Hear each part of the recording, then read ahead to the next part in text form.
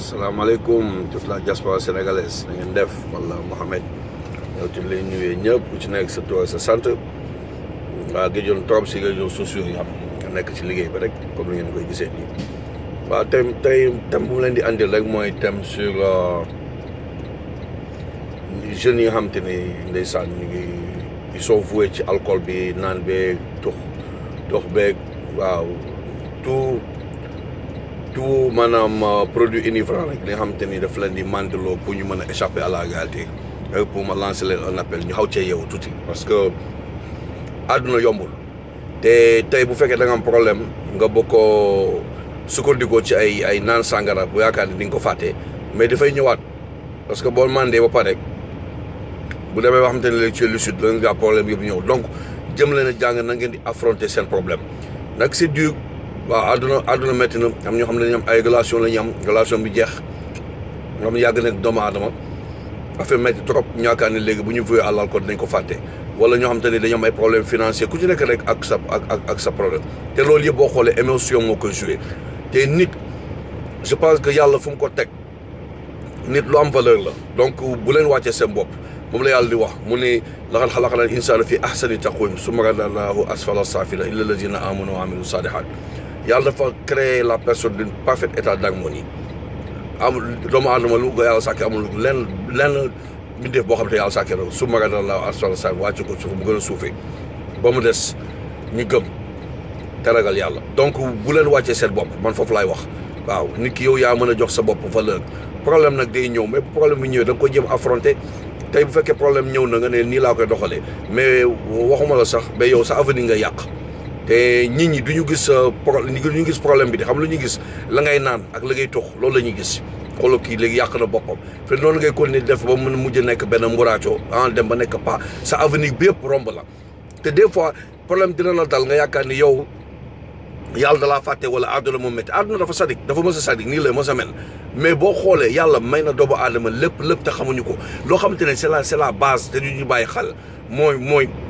alam naj'al lahu aynayni dafa la jox ñaari bët wa lisaanan jox la làmmiñ wa shafatayni jox la ñaari tuñ wa ajaynaahu najdayni waaw mu def doomu aadama muy dégg donc xoolal loolu yàlla ñëw di la wax tamit ci benn aaya fa subhaanallahi hiina tumsuuna wa hiina tusbihuun na nga sant yàlla ba nga yeewu suba ba jant soo te reyuma la donc xoolal ñaata personne mu lay rey chaque jour bu yàlla xëyee mu ngi rey des millions et des millions de personnes yow yaa ko dul xam rek donc yaa ngi am xéwal boo xam ne yow mi sa bopp xamoo ko tey boo xoolee rek li yàlla may ci xéwal rek nga nekk en bonne santé am ñoo xam ne ils ont des milliards et des milliards tey jox na leen expiration date ñu la par exemple temps di nga dee dans 2 mois wala dans 3 mois donc bu leen yàq seen avenir man foofu laay waxee àdduna jeexul àdduna mu ngi fii ànd lañ ñoo xam te ñu baax tey bu fekkoon par exemple yaa ngi doon naan wala yaa ngi tux ay yamba di ànd ak ay xarit yoo xam noonu la ñuy def mais dañ lay gën a dugal ngay gën a sori di nga dem ba say famille da nga leen di daw say xarit daw lépp parce que tout simplement doo bëgg ñu xamal la noonu ngay def nag ba xëy yàqu donc da ngay changer say habitude loolu yëpp jukko la nga changer say habitude bu fekkoon xam nga ni ñii yaroo àndal xëy naa gis naa ni sa bëgg naa changer waaw dootuma ànd ak ñooñu yëpp seen relation da nga koy coupé nga ànd ak yow donc waaw bu fekkee sax yow dong nga des nga ànd ak yow demal sa bopp su ko defee nga mën a am la conscience yi mën a xalaat lan laay def ba génne sa bopp si situation parce que àdduna c'est des problèmes à résoudre problème daf fi ma si jógee ñun mi nekk sax Alex Seye fii di sax léeg-léeg ñoom ay problèmes yu tar yoo xamante ni mais yow yaa xool na nga koy résoudre mais mënoo ko résoudre dans la violence wala nga résoudre ko ci ay sukkandiku ci ay naan wala ci ay tux yamba yooyu mënoo ko te jeunes yi may gis nii léegi da nga leen di yërëm ñun autant dañ daan dem di baali di féexlu di créer ay matinée di àndi def yow mais yooyu yëpp daaw ñu ko def ay boissons lañ daan mais léegi demal ci boîte yi xale yu jigéen ñi ñëw ci ëpp la ñuy naan ngay gis ay des jeunes de rien du tout ñu bëgg a yàq seen àdduna ci ay naan ñu des jeunes de rien du tout nga xool tamit aussi góor yi muy góor yi di jigéen ñaa ñëpp ci yem tux cigarette Sénégal xool lu mu méttee par exemple même à la jeudi sax même à l'extérieur sax tey boo nee jël xaalis boo xamante ni yow yaa ngi koy tux mais xaalis ba boo ko jëloon dem jëli ko sa yàpp wala jëm ko sa shawarma wala jëli ko sa daal nga toog ko mais loolu moo gën téeméer jël li ngay dugal sa yaram parce que bu yàggee ñëpp xam nañu tux bu yàggee da lay jox cancer mais dañ koy jël di ko foowee donc yooyu yëpp jeunes yi dañ ca war a bàyyi xel ab jeune da ngay am ambition xam li nga bëgg gis nga amul lu yàlla bëgg amul loo xamante ne yow war nga ko mën a bëgg te mënut a sotti mais problème bi da nga ci dem avec conviction nga gëm ko pare xoolal gis nga même tubaab da nga wax dis-moi que tu as jeté te boo amee ñi nga xam ne yaa ngi ànd ak ñoo xam te ni foo lay fekk ñu ngi baal ñu ngi foo ñu ngi doxaan ñu ngi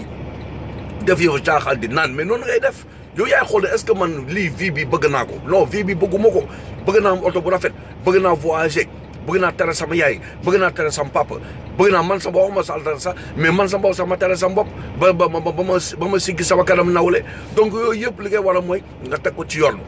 bañ a def yooyu yëpp ma gis naa ci ñu bëri ñoo xam ne tey nii sànq nañ seen àdduna ci loolu te yu ñàkk fayda yooyu ay di naan début bi ngay ñëw di ko def nànk-nànk man je peux comprendre sax nga nekk jeune nga essayé ko sax je peux comprendre sax nga xool xam ne lii baaxul après nga bàyyi mais noonu nga ñu jël ko ñoom def ko seen vie di naan guddeeg bëccëg di tox bu yàmbaa guddeeg bëccëg seen parents yi mujj a jaaxle xanaa yërëmoo sa baay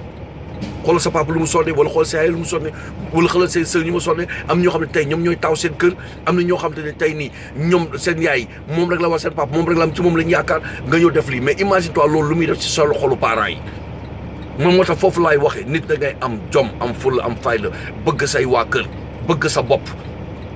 am ñoo xam ne noonu lañ def ba xëy dee ci ay naan sàngara am ñoo xam ne xëy nañ tux ba xëy dee tey même bu fekkoon sax da la rapatrier sa wa illaa nga nekk Alex et alors où est le problème mais lan la am dafay am ñàkk am benn may waxoon na ma ko dafa mel ni nga nii gis nga tey ni par exemple boo amee bu fekkee par exemple problème bu ñëwee nga ne ok léegi ñaan laa koy régler mais da ngay mës a ñaan alors que du problème du loolu doo ko régler noonu la vie c'est des problèmes à résoudre bu problème yi ñëwee da nga koy résoudre problème ñëw na nga ne xool xaaral ma jëm xool nan laa fexe ba résoudre ko donc noonu la mel ci lépp tey bu fekkee da nga am problème nga ne ok dama am problème nii bàyyi ma dem ñaan mais ñaan ngay mës a dëkkee parce que loolu nga jàpp sa xel mooy loolu soo amee problème tamit bu yéeme boo xam te ni yow sa xel mun ko jël nga ne xaaral ma dem naan su ma naan dinaa fàtte mais kon saa amaatee problème loolu ngay def tox bi tamit la même chose ainsi de suite problème da nga koy régler fa innamal usri yusra à côté de la difficulté se trouve la facilité da ngeen xool fan la facilité bi nekk ngeen régler problème bi dans l'amiable xool bu fekkee da nga wut ay conseil bu fekkee da nga naan dem sax si sëy ñu ñaanal la nga def ko fais ce que tu as à faire ba nga xamante ni nga bàyyi lu safaan loolu ngay def man loolu laay wax waaw yàlla da leen a bëgg yàlla amul doomu aadama mu saak boo xam ne bëggu ko amul mais nag dina la teg nattu bul ñëw rek nga yaakaar ne affaire bi léppay ñëw rek yomb non nit ku nekk man mii di la wax tey suba leen waxoon fi ma jaar mais doo leen ko gëm te tey mi ngi ne alhamdulilah ñu ngi sant yàlla donc loolu loo gis dafay jeex mais yow yaay njëkk a gëm sa bopp donc ñàkk gëm sa bopp mënta weesu nga jël sa avenir yow wekk ko si sàngara wala wekk ko ci ay alcool wekk ko ci ay tox bon wekk ko ci ay cigarette wekk ko ci ay dem ci baar yi vraiment dafa am loo xam dafa ñaaw donc ñun nañ ci yeewu bu baax a baax Sénégalais laay yee nañu yeewu